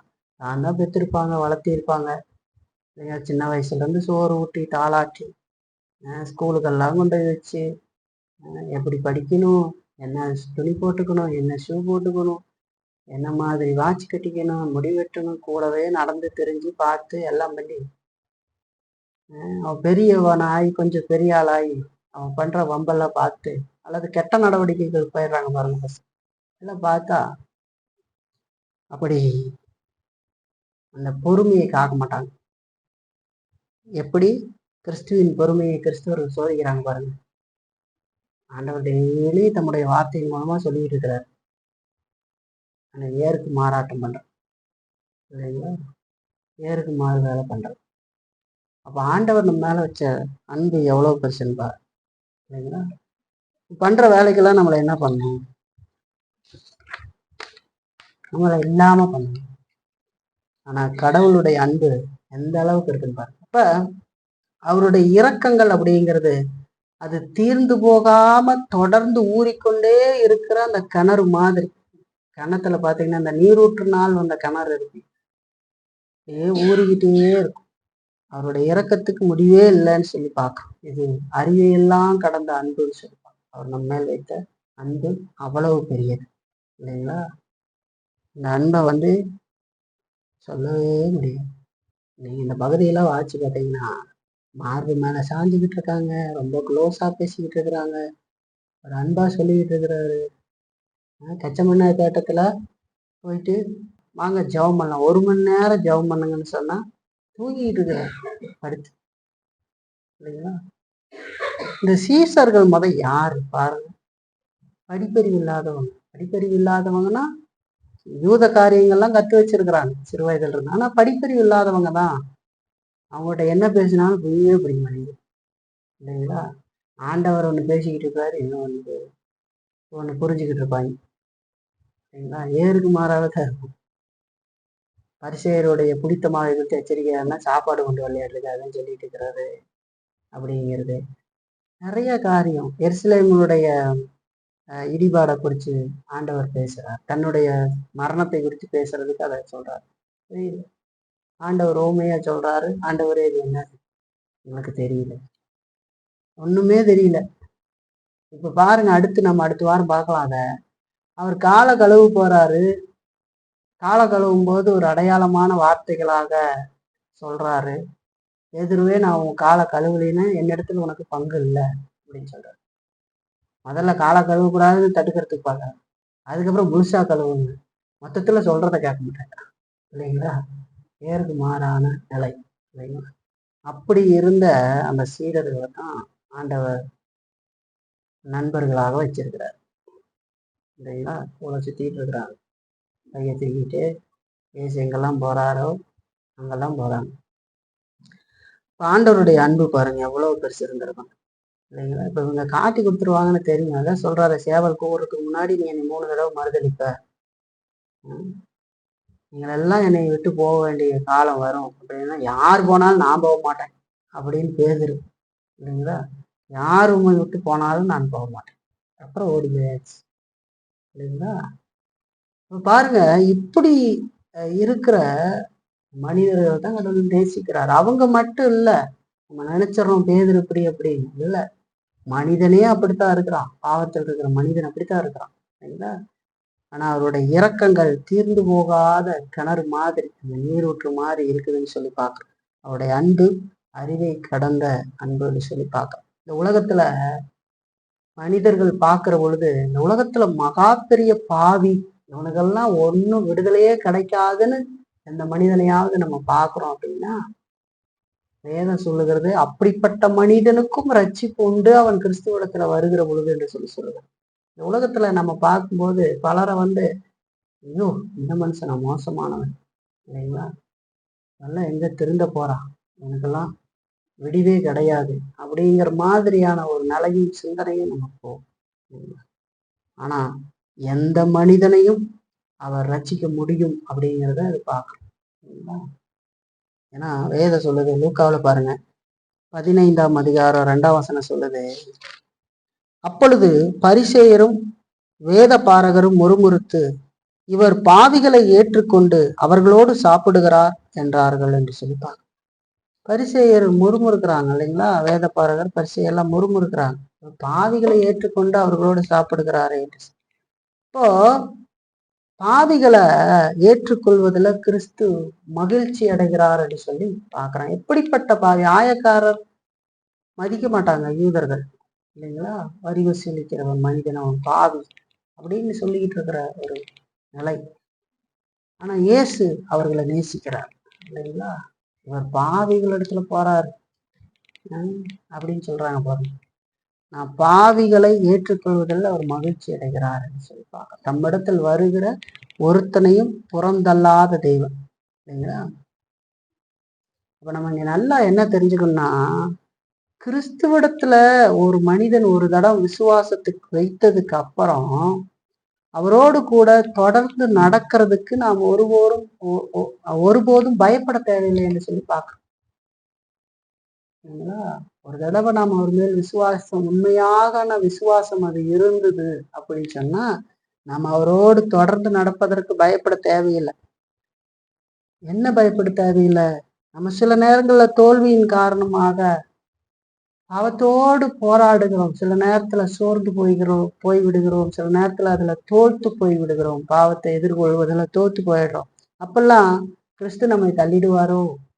நம்முடைய பலவீனத்தின் காரணமாக நம்ம கிறிஸ்து வந்து முதல்ல இருந்து அந்த அவிசுவாச நிலைக்கு நம்மளை தள்ளி விட்டுருவாரோ அப்படின்னு நாம் நினைக்க கூடாது, இல்லைங்களா? அப்படி நினைக்கிறது சத்தியத்துக்கே முரணானது, இல்லைங்களா? ஒரு தடம் தம்மிடத்தில் வந்தவரை ஆண்டவர் புறம் தள்ளுவதில்லை. ஆனா வந்திருக்கிறோமா அப்படிங்கிறத முக்கியம், இல்லைங்களா? அப்போ இப்படிப்பட்ட காரியம் அவர் தள்ளிடுவார் அப்படிங்கிற எண்ணமெல்லாம் சத்தியத்துக்கு முரணானது என்று சொல்லி பார்க்கணும்.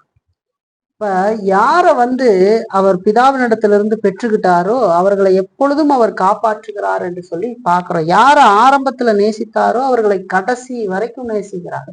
இல்ல பாதியில விட்டுட்டு போறதில்ல. அதுதான் ரட்சிப்பிழப்பு போதனை. அப்படிப்பட்ட ஆண்டவர் நம்முடைய ஆண்டவர் இல்லை. வேதம் சொல்லுகிற ஆண்டவர் அப்படி பாதியில் கைவிட்டு போகிறவர் இல்லை. அவர் சர்வ ஏகாதிபத்தியம் உடையவர். அவருடைய அன்பு பூரணமானது என்று சொல்லி பார்க்கறீங்களா? அவருடைய வார்த்தை ஒருபோதும் மாறாது என்று சொல்லி பார்க்கிற பாருங்க. யோவான்ல 6:37 சொல்லுது பாருங்க. பிதாவானவர் எனக்கு கொடுக்கிற யாவும் என்னிடத்தில் வரும், என்னிடத்தில் வருகிறவனை நான் புறம்பே தள்ளுவதில்லை என்று சொல்லி சொல்றார். புறம்பே தள்ளுறதில்லைன்னு சொல்லி சொல்றாரு. ஆகவே நம்ம விசுவாசத்தோடு பயணிக்க வேண்டியது அவசியம் இந்த உலகத்துல, இல்லைங்களா? பவுலோட சேர்ந்து நாம என்ன சொல்லணும் பாருங்க. பவுல் என்ன சொல்றாரு பாருங்க. ரோமருக்கு எழுதின நிருபத்துல 8ஆம் அதிகாரத்துல பாருங்க. 8ஆம் அதிகாரத்துல 36 இருந்து 39 வசனம் வரைக்கும் நான் உங்களுக்கு வாசிக்கிறேன். கிறிஸ்துவின் அன்பை விட்டு நம்மை பிரிப்பவன் யார்? உபத்திரவமோ, வியாகுலமோ, துன்பமோ, பசியோ, நிர்வாணமோ, நாசமோசமோ, பட்டயமோ, இவைகள் எல்லாவற்றிலேயும் நாம் நம்மிடத்தில் அன்பு கூறுகிறவராலே முற்றிலும் ஜெயங்கொள்ளுகிறவர்களா இருக்கிறோமே.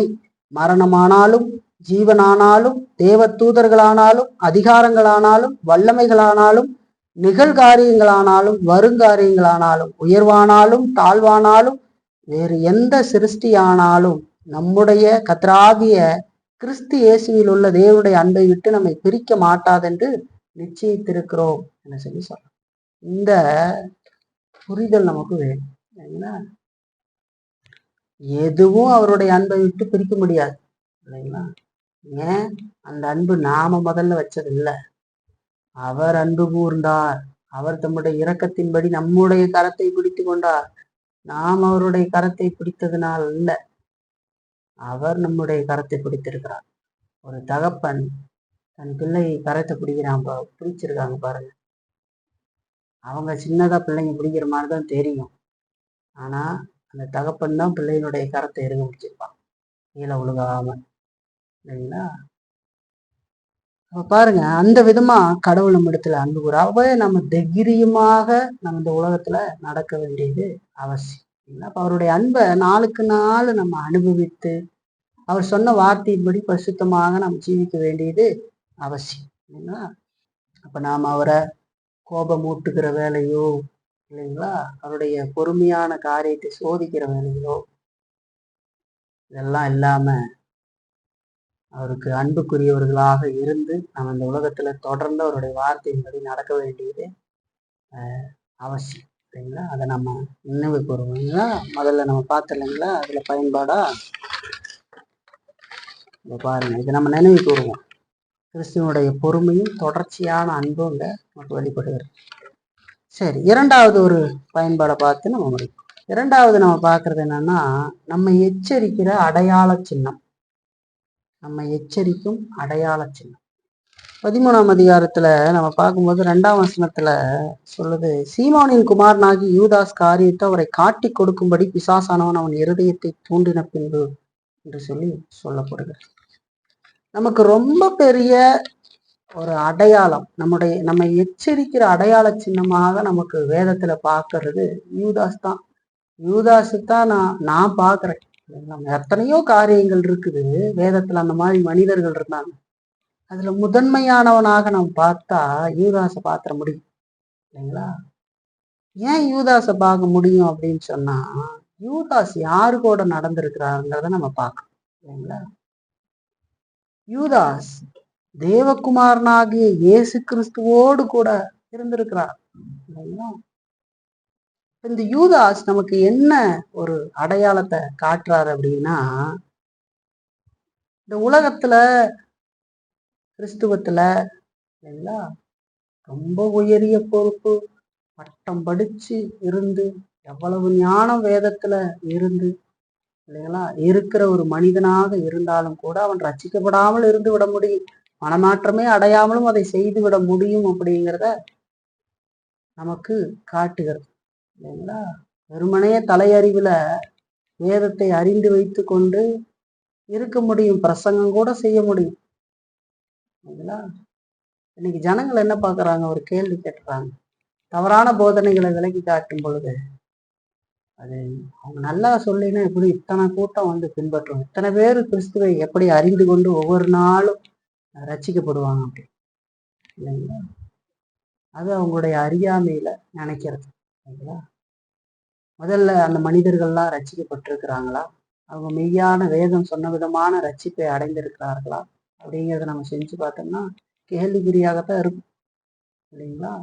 இன்னைக்கு வந்து நாளைக்கே விசுவாசி, நாளானிக்கு போதகர், அதுக்கப்புறம் ஆர்ச்சி பிஷப்பு, அவர் என்ன பிஷப்லாம் இருக்குதோ எல்லா பிஷப்பும் ஆயிடுவாங்க இல்லைங்களா.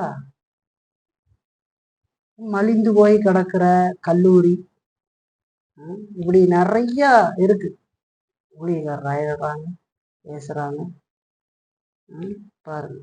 அப்ப எவ்வளவு இருந்தாலும் ஒரு மனிதன் மனமாற்றம் அடையாமலேயே இதெல்லாம் செய்திடலாம்.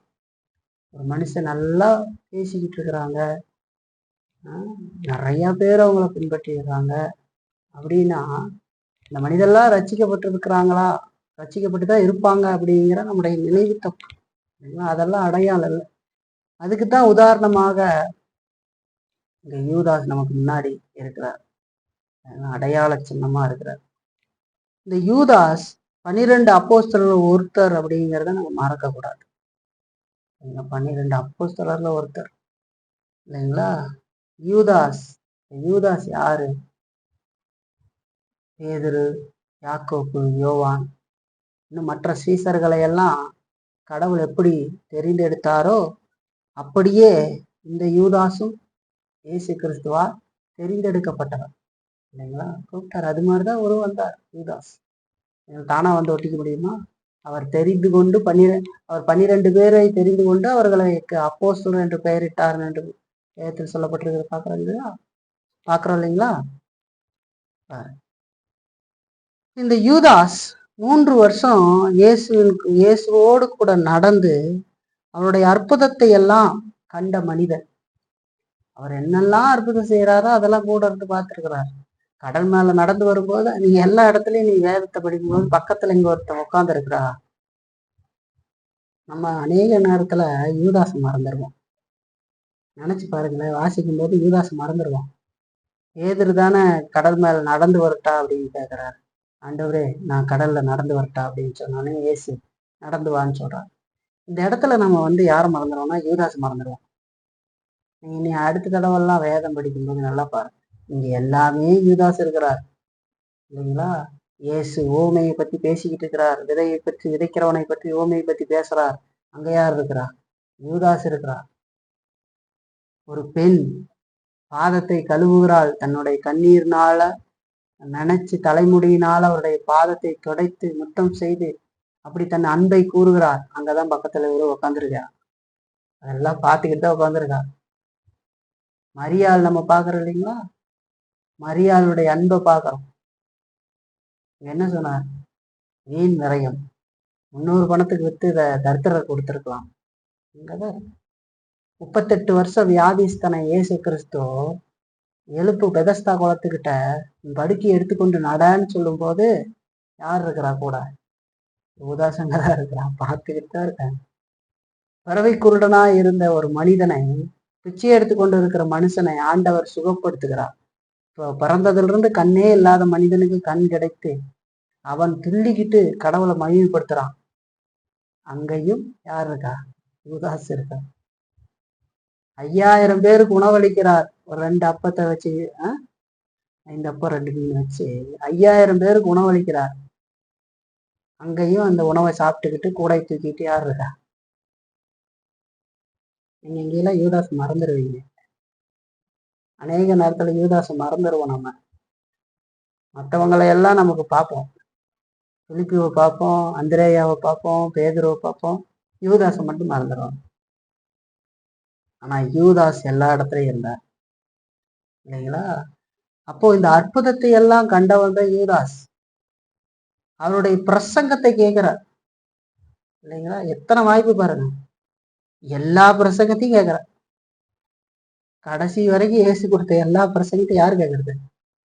அங்க இருக்கிறவங்க கேட்கறாங்க. யூதாசு கேட்டிருக்கா. யாரு கொடுத்த பிரசங்கம்? இன்றைக்கு நான் சொல்றேன், இங்க ஊழியர்களா இருக்கிற நல்ல ஊழியர்கள் கூட அவங்க செய்கிற பிரசங்கத்துல ஏதேனும் சில பிசிறு தப்பு இருந்துருமோ அப்படிங்கிறதுல அவங்க ரொம்ப இருப்பாங்க. அவங்க சிந்தனையோட தான் இருப்பாங்க.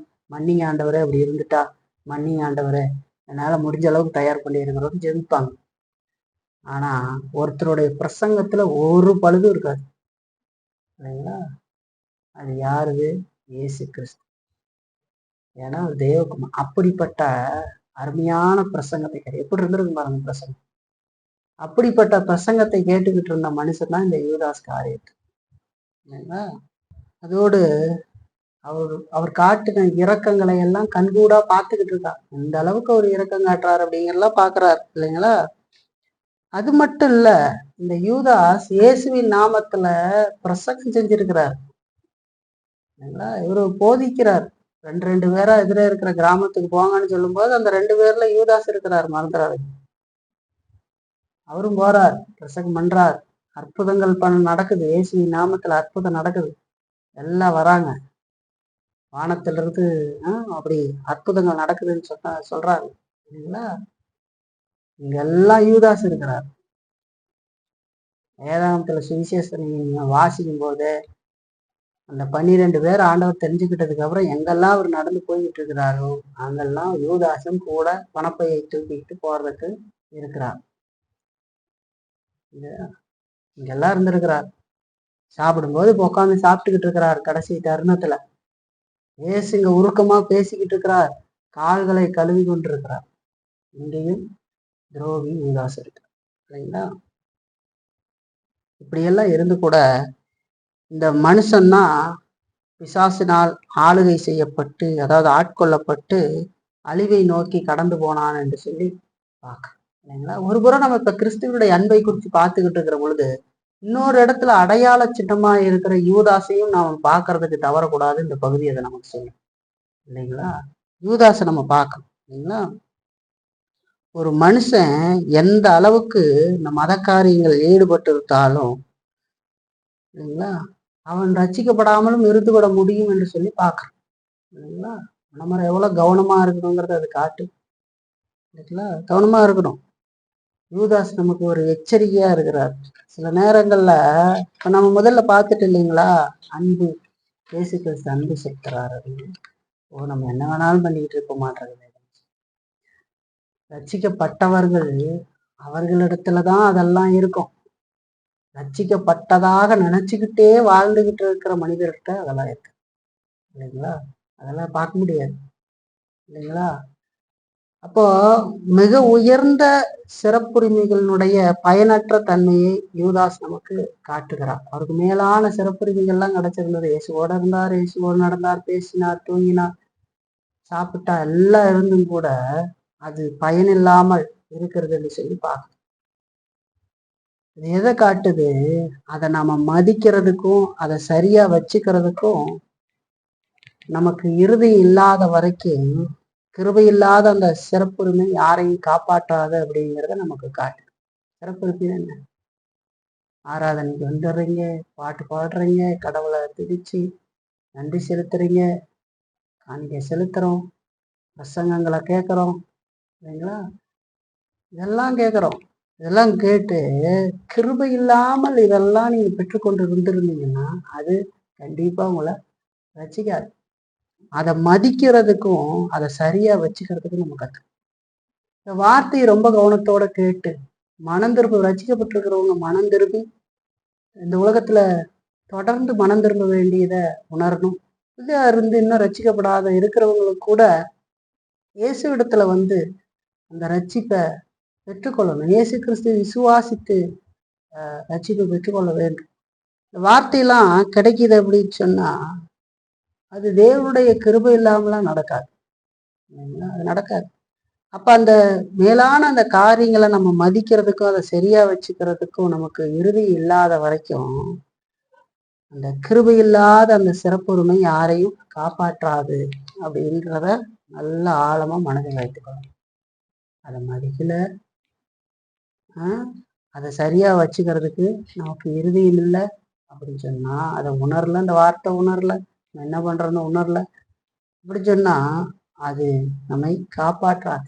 இந்த கிருபை இல்லாத சிறப்புரிமைன்னு சொன்னா கிருபையினால நம்ம செய்வதுதான், கிருபையினால நம்ம கடவுளுக்கு செலுத்துகிற ஒவ்வொரு காரியம் தான் அது அன்னைக்கு ரட்சிக்கப்பட்டவங்கனால அது ஏறெடுக்கப்படுகிறது. சரிங்களா? யூதர்கள் எத்தனையோ பேர் இயேசுவை பின்பற்றினார்கள். எல்லாரும் ரட்சிக்கப்பட்டவர்களா? இந்த 12 பேர்லயும் ஒருத்தன் பிசாசா இருந்திருக்கிறான். இல்லைங்களா? அப்ப நம்ம சபைக்குள்ள இருக்கிறோம், பிரசங்கம் கேட்கிறோம், ஆராதிக்கிறோம், அப்படியெல்லாம் இருந்துட்டாலும் அது என்ன மாதிரி நம்ம செஞ்சுக்கிட்டு இருக்கிறோம் அப்படிங்கிறத நினைச்சுப்பாங்க. இல்லைங்களா? அப்ப கிருபை இல்லாத அந்த சிறப்புரிமை யாரையும் காப்பாற்றாது. அது மட்டும் இல்ல, அது நரகத்தை ஆழமாக்கும் அப்படிங்கிறதையும் மறந்துடாது. அந்த தண்டனையை அதிகப்படுத்தும். சரிங்களா? எந்த அளவுக்கு கொடுக்கப்பட்டிருக்கிறதோ அந்த அளவுக்கு கேட்கப்படும்.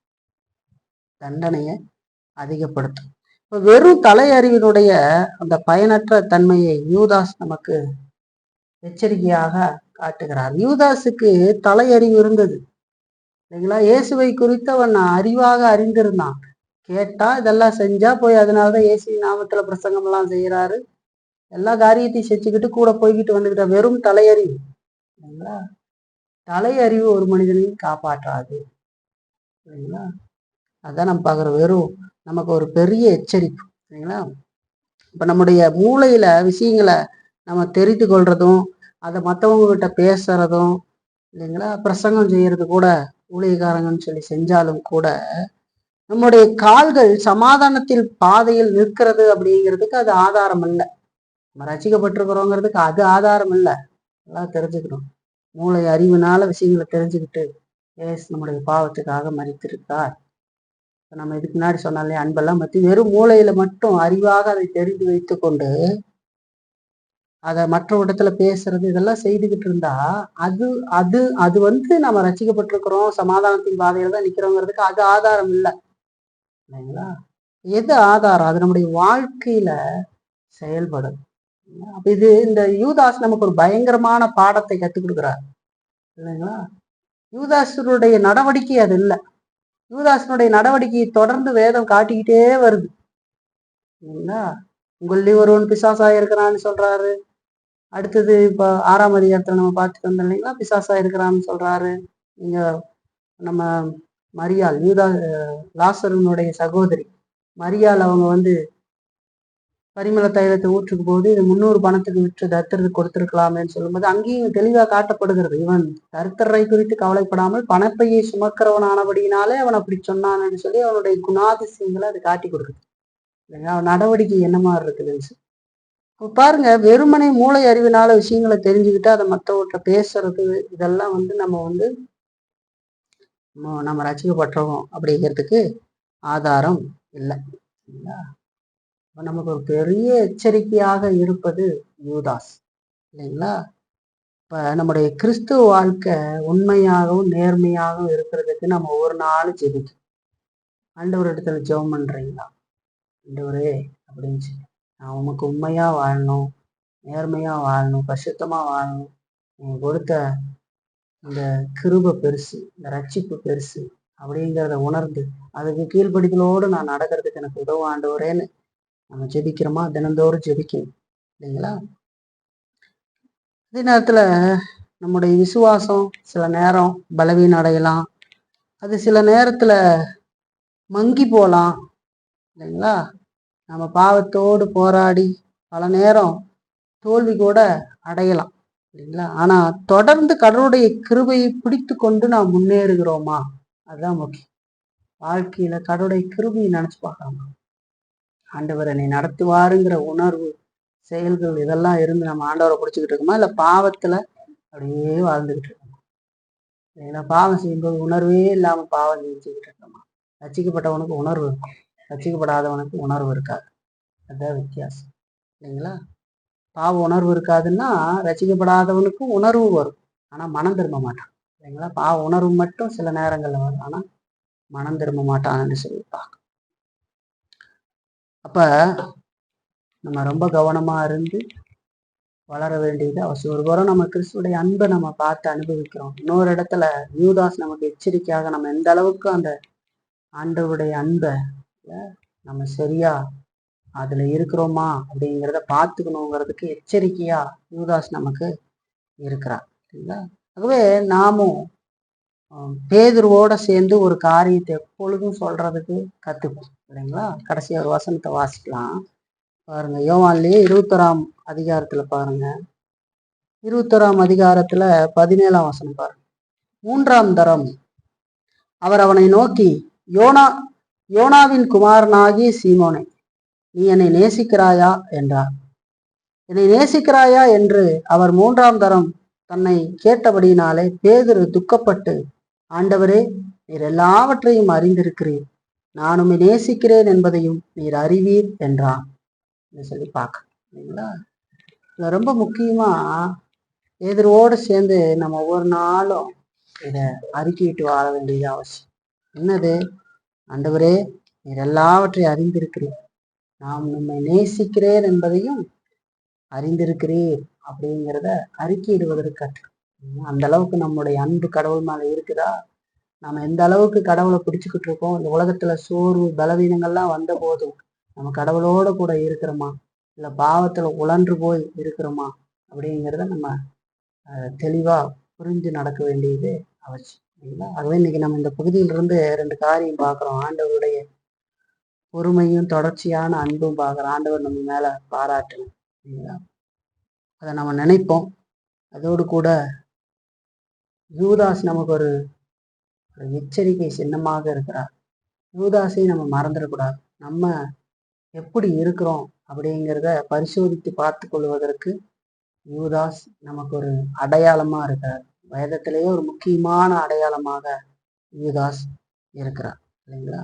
ஆகவே வெறும் தலையறிவு மாத்திரம் வைத்துக்கிட்டு நம்ம ரசிக்கப்பட்டிருக்கிறோம் அப்படின்னு நினைச்சிடக்கூடாது. இல்லைங்களா? ரொம்ப கவனத்தோடு நாம் மனம் திரும்ப வேண்டியது அவசியம். இல்லைங்களா? தொடர்ந்து இந்த உலகத்துல பாவத்தை அழித்தொழித்து வாழ வேண்டியதும், நாம் தொடர்ந்து மனம் திரும்பி இயேசு கிறிஸ்துவை பிடித்து கொண்டு நடக்க வேண்டியதும் அவசியம். இல்லைங்களா? ரசிக்கப்படாதவர்களும் கூட இயேசு கிறிஸ்துவிடத்துல வந்து பாவத்தை ஆழமாய் உணர்ந்து அவரை விசுவாசித்து மனம் திரும்புகிற பொழுது இந்த அன்பை பெற்றுக்கொண்டு தொடர்ந்து இந்த உலக வாழ்க்கையிலேயும் வாழ்ந்து பாவத்தை அழித்தொழித்து வாழ்ந்து பரிசுத்தமாக ஜெயித்து ஒரு நாள் நித்தியத்தையும் நம்ம அடையணும். இல்லைங்களா? ஆண்டவருடைய அந்த விலையேற அன்பை நம்ம நினைச்சு பார்ப்போம். கர்த்தர் நம்மை நடத்தட்டும்.